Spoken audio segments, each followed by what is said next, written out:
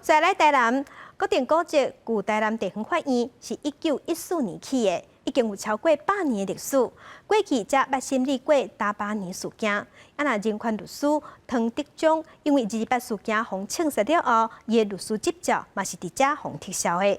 甲乡亲，咱做伙来看这栋保存济济司法记忆的法院。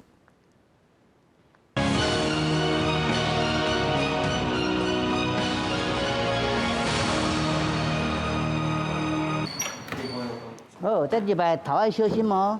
啊，咱即摆来到遮吼，是阮最有特色的，叫鸟仔刀。啊，其实这是法国一个厝顶啦，叫做马萨斯的厝顶。1914年起好，到即摆。跨身五角形的基骨外口，就是弯弓形的厝顶。另外一边山丘尖塔形的设计，无对称的建筑理念，是国定古迹旧台南地方法院上大的特色。 伊也是台湾到大也留落来唯一一栋伫咧日本时代起的大型法院。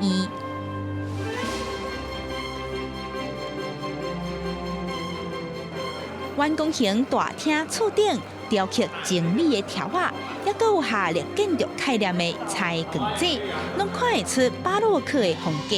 伊是100年前的历史建筑，也是100年后的历史见证。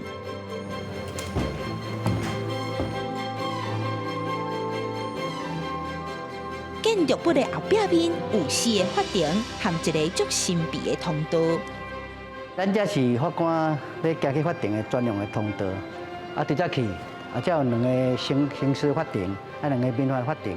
啊，伊个主要目的是讲要避免和当事人接触。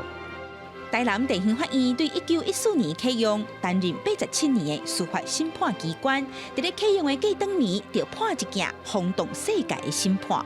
1915年就发生台南就发生汉人交日本人抗战的迄个98年事件。迄当时虽然是军事审判，毋过是叫咱台南地方法院的法庭来审理的，拢总判880几个人死刑，嘛是因为安尼，互国际注重到日本人这统治台湾的人权受到国际重视。